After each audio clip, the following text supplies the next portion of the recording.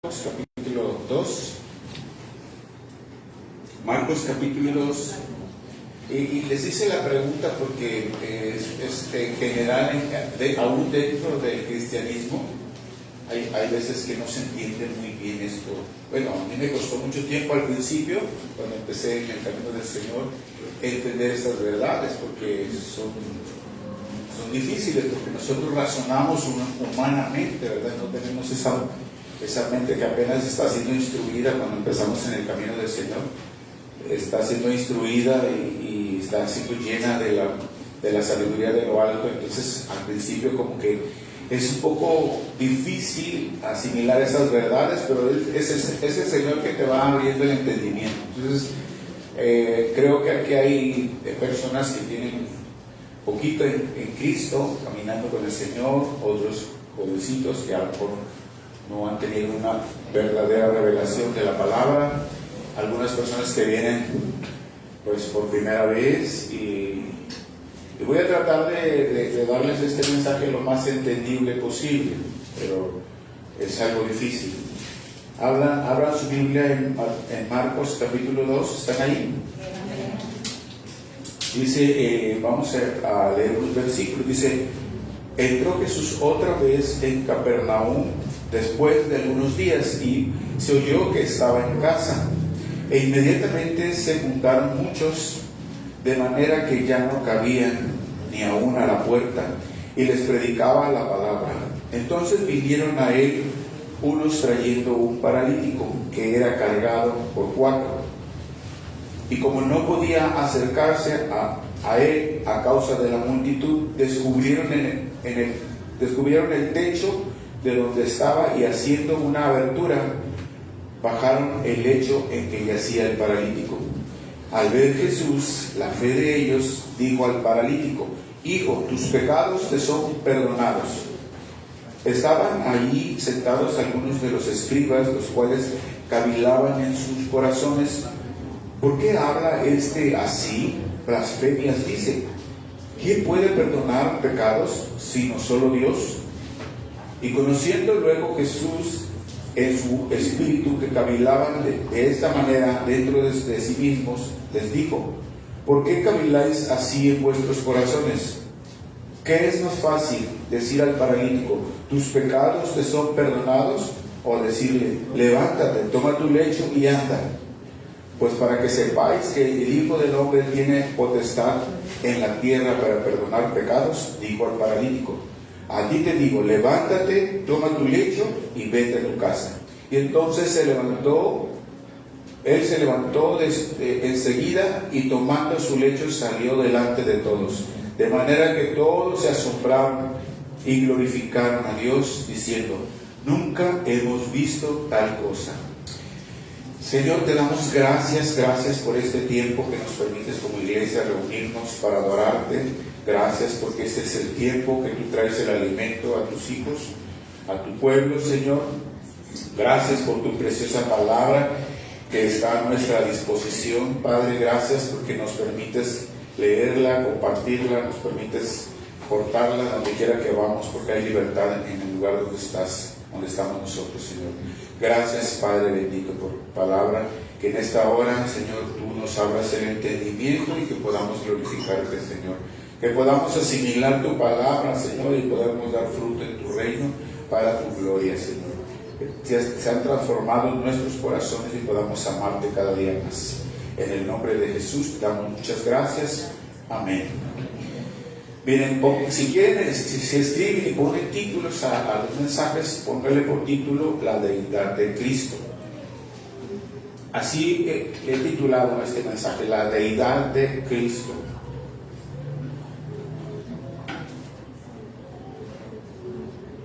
Y miren, la deidad de Cristo es una de las verdades fundamentales de la sana doctrina, pero en general es difícil de entender, pero aún es más difícil de explicar. Cuando hablo de la deidad de Cristo, lo que quiero decir es que Cristo es Dios, y esta verdad no es tan fácilmente digerible, o sea, no es tan fácilmente entendible por un lado, y por otro lado se puede entender en forma general, de manera indirecta a través del Nuevo Testamento. Y también esta verdad tiene que ver con otra verdad de la sana doctrina, que me refiero a la doctrina de la Trinidad. Recuerden que la doctrina de la Trinidad nos habla de un Dios trino, ¿verdad? Dios Padre, Dios Hijo y Dios Espíritu Santo. Y no quiere decir que sean tres dioses, sino es un solo Dios, pero que se manifiesta en tres personas y al mismo tiempo se manifiesta tiempos y circunstancias diferentes. Entonces, pero como yo les decía al principio, que es una verdad difícil de digerir, pero que se puede entender en general a través de la vida de Cristo, que está escrita en las páginas de los Evangelios y en todo el Nuevo Testamento. Antes, en el Antiguo Testamento, los judíos, los ancianos de Israel, eran muy celosos de la ley de Dios y siempre ellos apelaban a Deuteronomio 6:4, que dice: oye Israel, Jehová nuestro Dios, Jehová uno es. Y ese versículo, esa porción de la Escritura, ellos la repetían una y otra vez, siempre a través de todas las generaciones, de tal manera que toda la gente de ese tiempo sabía esto, hasta que Jesús vino y se manifestó en la tierra como Dios. Por eso les decía que es una verdad que chocó grandemente con los religiosos de ese tiempo. Es una verdad que chocó muy fuerte en ese tiempo con los religiosos. En el pasaje que leímos al principio de Marcos, nos narra un milagro. Marcos nos narra un milagro sorprendente que Jesús hizo a un paralítico. Era una persona discapacitada. No se sabe ahí si era de nacimiento, paralítico de nacimiento, o desde qué tanto tiempo antes estaba esta persona paralítico. Pero lo que sí se sabe es que no caminaba. Lo que sí se sabe es que la persona fue llevada por otras 4 personas que eran sus amigos. Entonces, vemos aquí que estas 4 personas que eran sus amigos le traen ante Jesús a este hombre que estaba postrado en una camilla, paralítico. Lo traen delante de él, pero por la multitud de la gente que había, no se pudieron acercar mucho, no pudieron entrar. Ellos buscaron una forma de llevarlo.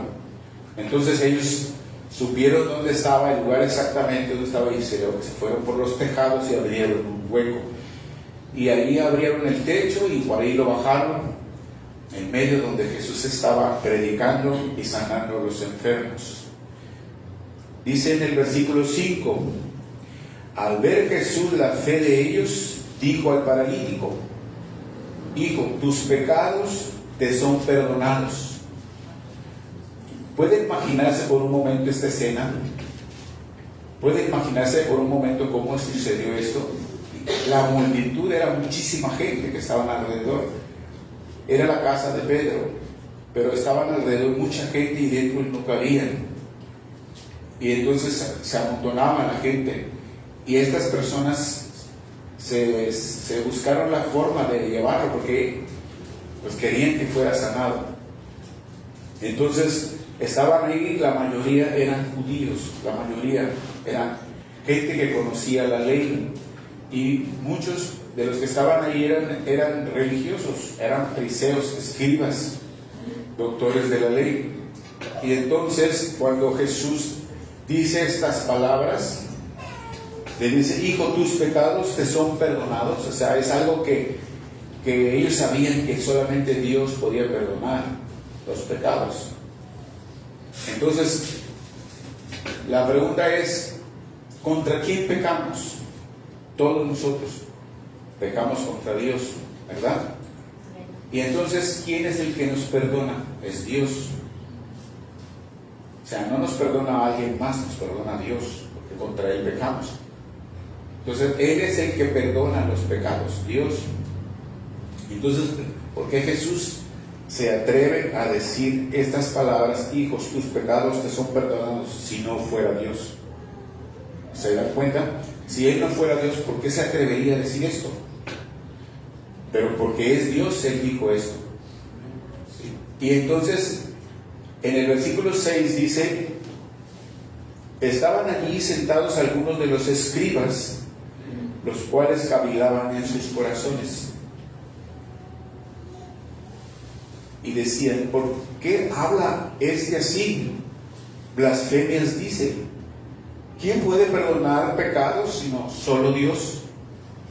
Y cuando dice esto, ellos no estaban hablando verbalmente, audiblemente, ellos estaban cavilando en sus corazones. En otras palabras, estaban teniendo esos pensamientos de ellos, dentro de ellos, diciendo: ¿y este qué está hablando? ¿Por qué habla eso? Está hablando blasfemias, porque nadie puede hacer eso, solamente Dios puede perdonar pecados. Porque la blasfemia se pagaba con la muerte, se castigaba con la muerte, la blasfemia. Entonces, ellos estaban juzgándolo de blasfemia, pero Jesús no estaba blasfemando, Jesús estaba diciendo la verdad. Cristo estaba diciendo la verdad. Cristo estaba con eso afirmando que Él era Dios en la tierra. ¿Sí? Dice entonces el versículo 8: y conociendo luego Jesús en su espíritu que cavilaba de esta manera dentro de sí mismo, les dijo: ¿por qué caviláis así en vuestros corazones? O sea, en otras palabras, ¿por qué están pensando esto ustedes? ¿Por qué están pensando esto dentro de ustedes mismos? ¿Cómo es posible que Jesús, si no fuera Dios, cómo es posible que pudiera saber lo que estaban pensando? ¿Sí? ¿Cómo podía Él saber lo que estaban pensando si no fuera Dios? Veamos lo que dice el Salmo 139. El Salmo 139,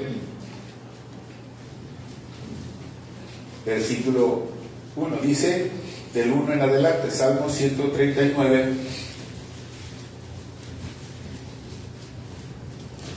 Voy a traerlos de aquí para allá toda la Biblia. Es que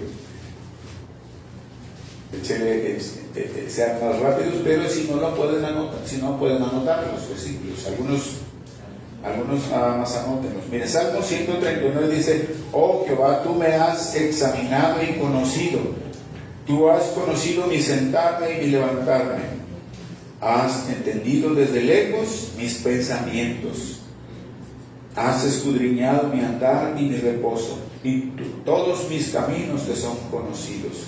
Pues aún no está la palabra en mi lengua, y he aquí, oh Jehová, tú la sabes toda. Para Dios no hay nada imposible. Dios conoce todo, aún nuestros pensamientos. Jesús les estaba mostrando que Él es Dios en la tierra. Jesús les estaba mostrando, Él sabe todo. ¿Sí? Sí, Dios sabe todo, y esos son atributos solamente de Dios. Son exclusivos de Dios los atributos. ¿Sí? Él es omnipotente. Él es omnipresente. Eso es omni, significa que está en todas partes. Él lo sabe todo. Él es omnisciente, porque Él lo sabe todo. Pero Jesús también les estaba demostrando estos atributos. Recuerden que cuando hablamos de atributos son exclusivos de Dios, nadie más los puede tener. Entonces, si fuera un hombre común y corriente, no podía tener los atributos de Dios, pero Él era Dios en la tierra, tenía los atributos de Dios. Estaba Él mostrando esto. Estaba mostrando esto porque Él es Dios. Él supo que los escribas estaban hablando esto dentro de ellos mismos, dentro de su corazón, porque Él lo sabía todo. ¿Recuerdan también cuando el Señor estaba la semana del Vía Crucis, la semana del sacrificio que fue llevado a la cruz? En esa semana previo era tiempo de la Pascua. Entonces los discípulos se le acercan a Jesús y le preguntan: ¿dónde quieres que preparemos para comer la Pascua?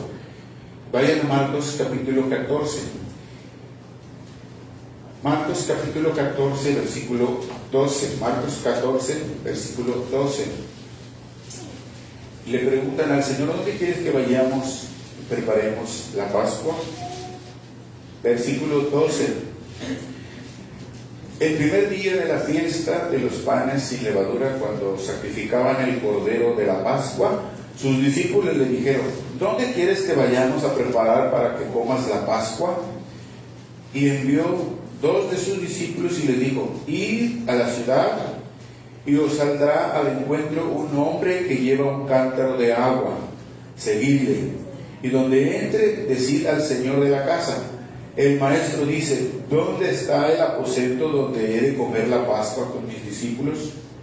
Y él os mostrará un gran aposento alto ya dispuesto, preparad para nosotros ahí. Miren nada más los detalles. Miren los detalles que Cristo les dice: vayan a la ciudad y ahí les va a salir una persona que trae un cántaro de agua.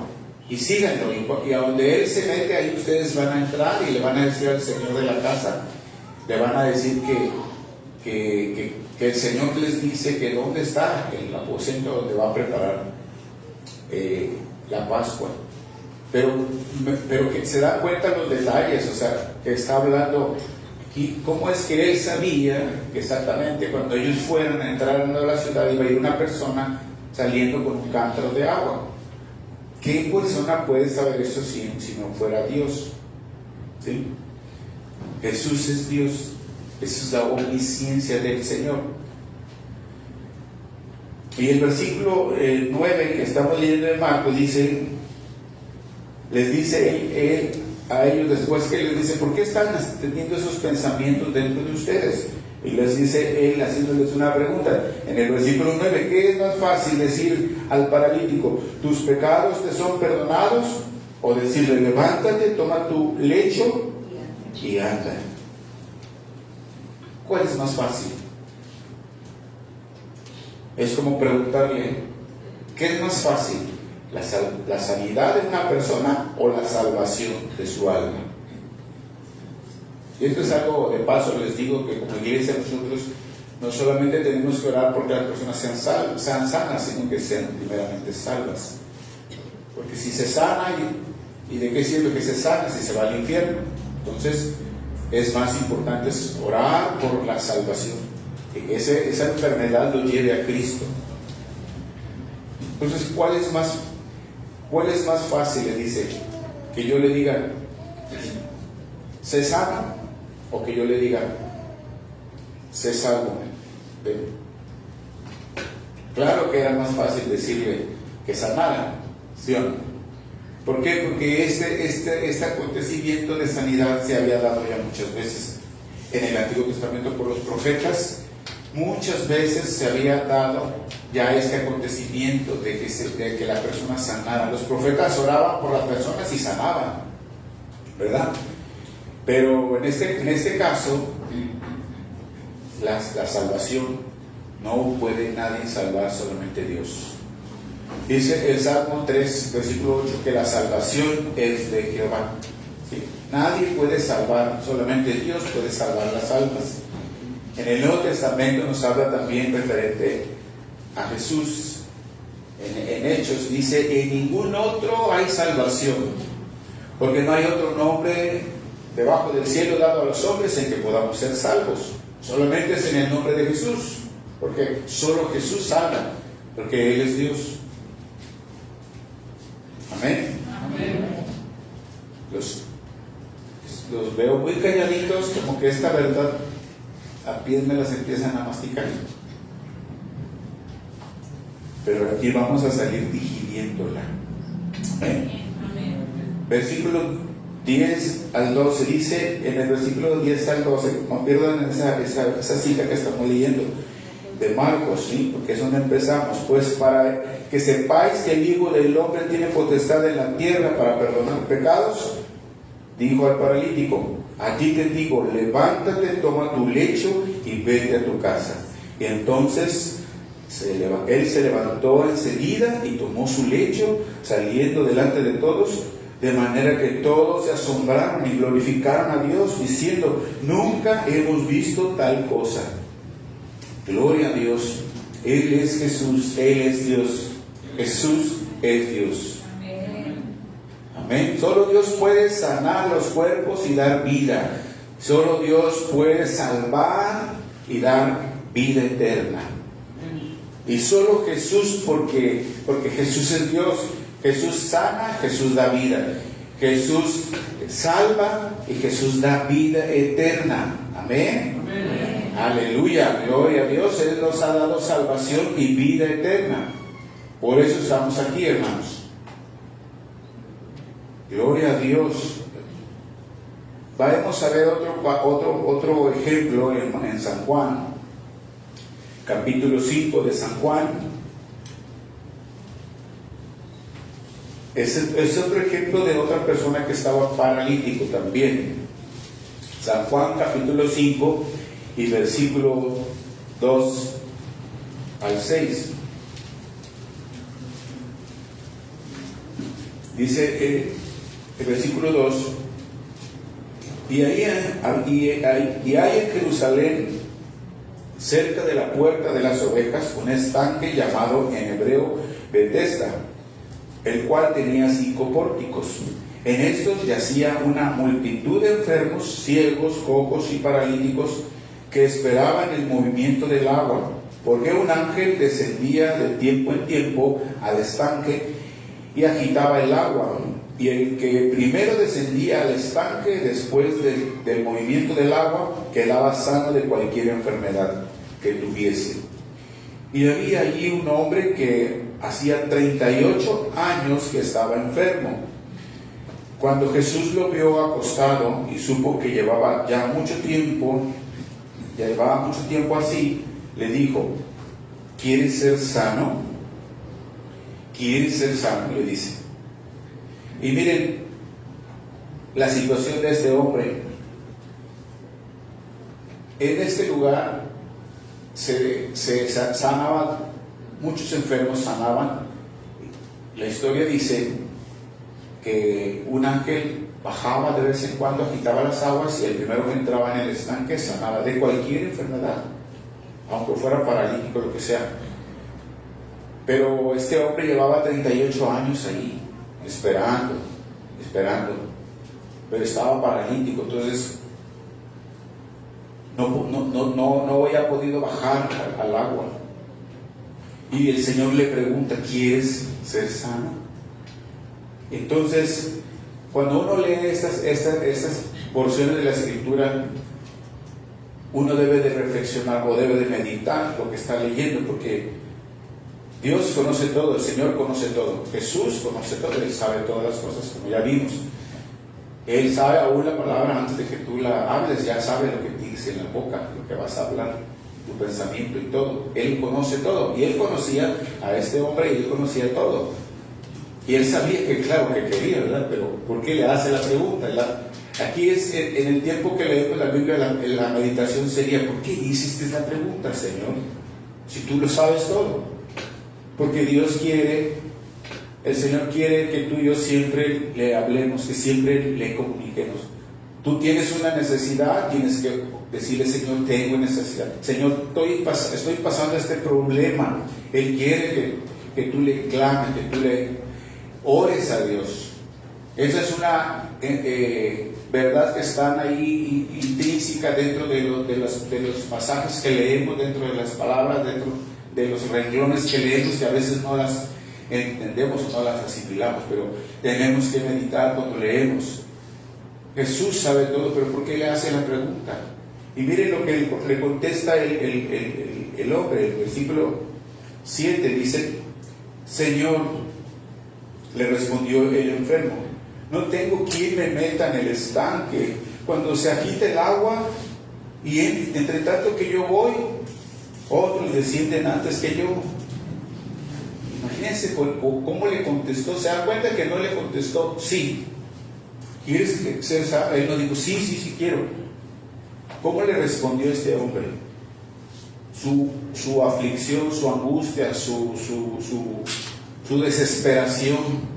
Estaba hablando a gritos: claro que quiero ser sano. Por eso llevo 38 años aquí, día tras día, semana tras semana, mes tras mes, y año tras año. Estoy aquí porque ese es mi anhelo. No puedo moverme. y quiero y no tengo nadie que me ayude, no tengo familia, soy solo. Y imagínense ese evento, esa situación de este hombre, muchos enfermos y él sin poder moverse, solamente me imagino que se arrastraba con sus manos, jalaba para arrastrarse, pero cuando él llegaba, los demás le ganaban. Claro que quería ser sano, si no estuviera por 38 años ahí, pero es algo que el Señor le pregunta para oírlo de su boca. Y él no le dice sí quiero, pero con esta expresión le está dando a entender que era algo desesperante para él, era algo que él tanto anhelaba, ¿no? O sano o aquí me muero. ¿Sí? Entonces, versículo 8 de ahí de lo que estamos leyendo en Marcos, dice en el versículo, perdón, estamos en Marcos 5, ¿verdad? Digo San Juan 5. Estamos en el San Juan 5 ahorita. Vamos a leer el versículo 8. Dice: Jesús le dijo, levántate, toma tu lecho y anda. Lo mismo que le dijo al otro paralítico. Y al instante aquel hombre fue sanado y tomó su lecho y anduvo. Y era día de reposo. Miren nada más el milagro. 38 años paralítico. Estaba ahí, postrado. Y al instante, es algo sumamente sorprendente.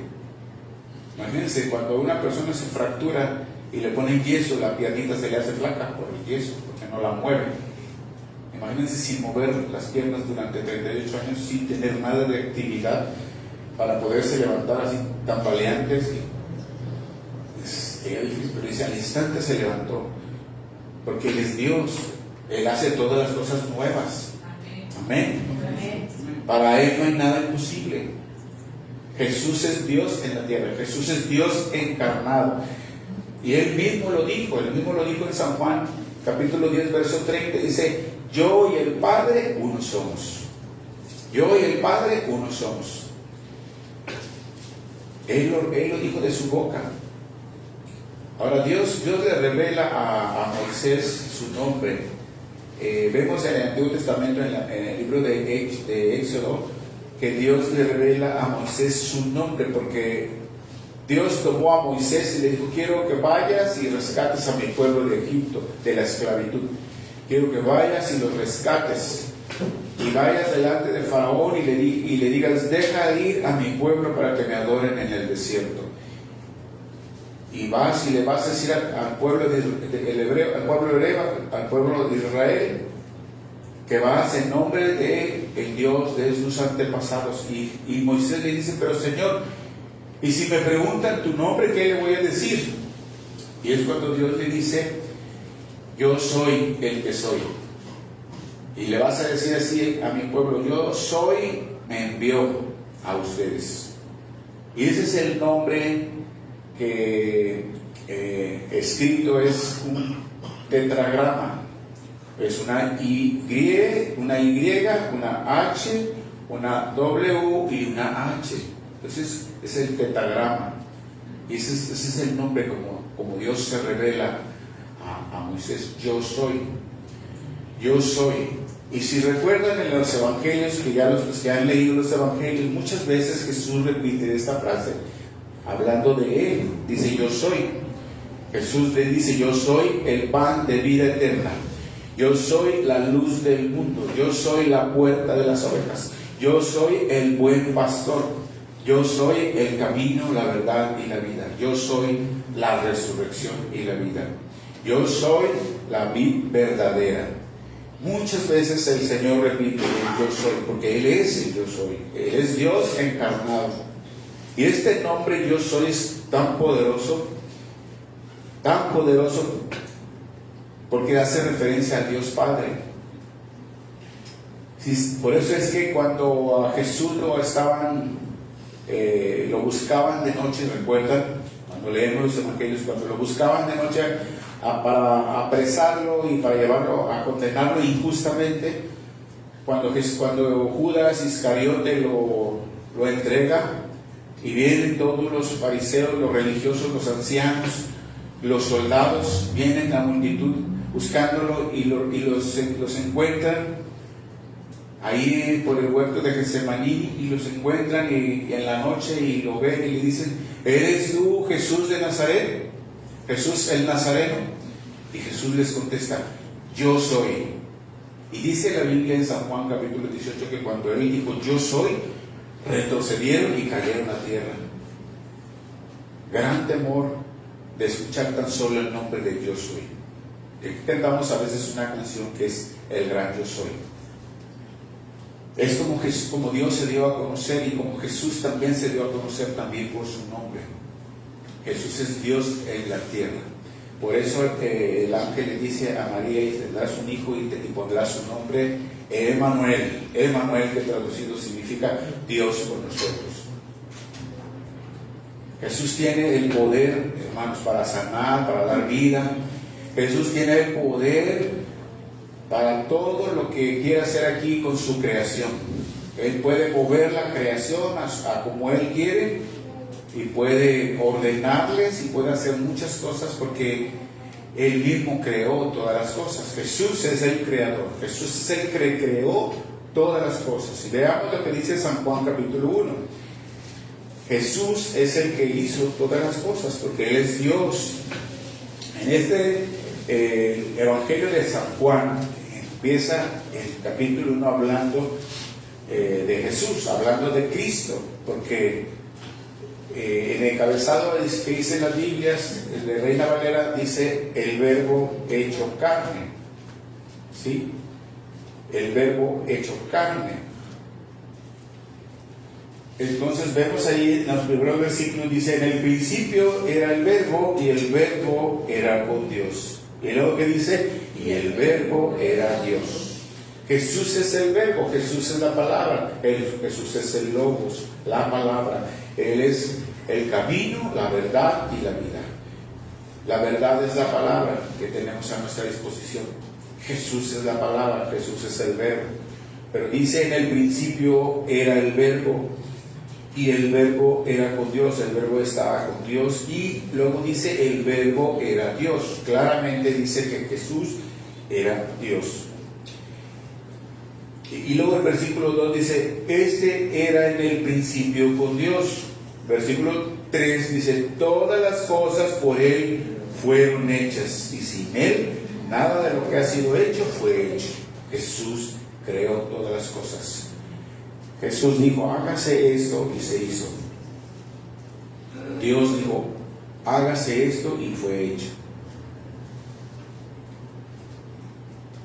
Él es el que creó todas las cosas, por eso todo le obedece, toda su creación le obedece. Los que a veces no quieren obedecer son los humanos. Veamos un ejemplo en Marcos capítulo 4. Marcos capítulo 4, versículo 37.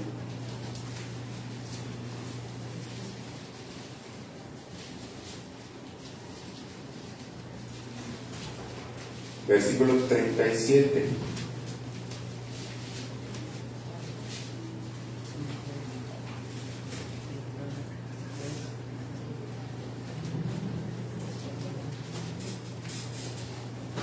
Del 37 están ahí.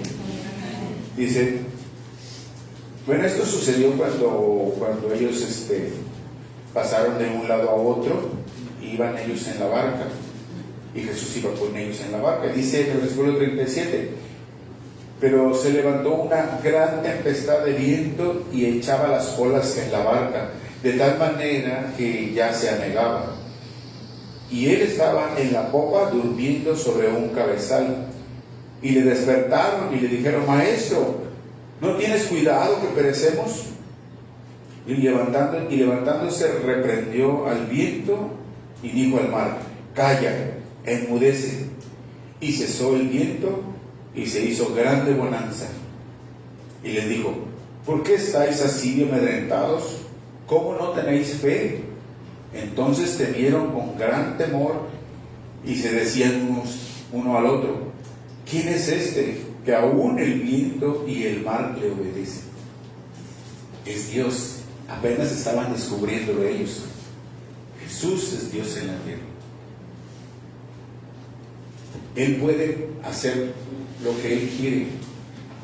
Él mueve las montañas, Él mueve los vientos, los mares, Él hace abrir el mar, Él pone camino donde no hay camino, Él abre puertas y pone puertas donde no hay puertas y cierra las puertas que Él quiere cerrar.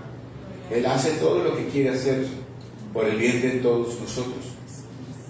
Jesús tiene poder sobre la creación, tiene poder sobre todas las enfermedades, tiene el poder sobre todo lo que hay en contra de nosotros, y no solo eso, sino Él tiene poder aún sobre los demonios, tiene el poder sobre todo. Este versículo no lo busquen, Mateo 4:24, luego lo busquen, si quieren nada más anótenlo. Dice Mateo 4:24, se difundió su fama por toda Siria y le trajeron todos los que tenían dolencias, los afligidos por diversas enfermedades y tormentos, y los endemoniados, lunáticos y paralíticos, y los sanó. No había limitación para Él, no hay limitación para Jesús. Él es todopoderoso, todopoderoso. ¿Se dan cuenta que les he estado hablando de los atributos exclusivos del Dios, de nuestro Dios? ¿Se dan cuenta que les estoy hablando que nadie más puede tener los atributos? Atributos, no son cualidades, son atributos. Los atributos solamente son de Dios, pero se dan cuenta que se los estoy compartiendo en la vida de Jesús, porque Él es Dios encarnado. Él es todopoderoso. Veamos Colosenses capítulo 1. Colosenses capítulo 1, versículo 16.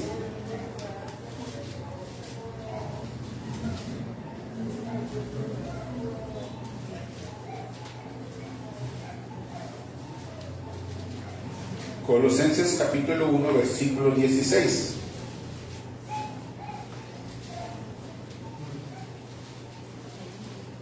Dice en este versículo 16, porque en Él fueron creadas todas las cosas, las que están en los cielos y las que están en la tierra, visibles e invisibles, sean tronos, sean dominios, sean principados, sean potestades, todo fue creado por medio de Él y para Él. Amén. Gloria sea al Señor. Y hay un versículo que siempre les recordamos aquí, que es Romanos capítulo 11. Romanos capítulo 11, el último versículo 36 dice, porque de Él, por Él y para Él son todas las cosas. A Él sea la gloria por los siglos. Amén. Porque de Él, por Él y para Él sean todas las cosas. Él es Dios. Miren lo que dice el apóstol Pablo a los romanos. Romanos capítulo 9, versículo 5. Romanos capítulo 9, versículo 5. Aquí el apóstol Pablo les está hablando a los romanos de Cristo, de la persona de Cristo, y les está recordando lo que antes se había dicho en el Antiguo Testamento. Le dice en el versículo 5, de quienes son los patriarcas y de los cuales, según la carne, vino Cristo, el cual es, ¿qué dice? Dios sobre todas las cosas, bendito por los siglos. Amén. Amén. Luego el apóstol Pablo le escribe también a Tito. Tito capítulo 2, versículo 3. Dice, aguardando la esperanza bienaventurada y la manifestación gloriosa de nuestro gran Dios y Salvador Jesucristo. Amén. Una vez más, aquí está nombrando directamente a Cristo como nuestro Dios.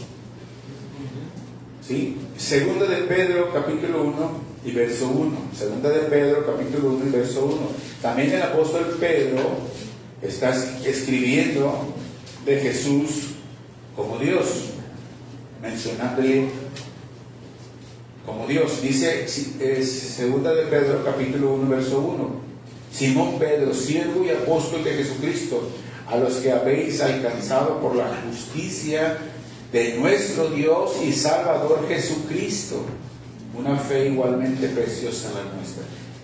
Pero le está diciendo a los que habéis alcanzado, dice, por la justicia de nuestro Dios y Salvador Jesucristo. Y él está mencionando, Pedro también, a Cristo como nuestro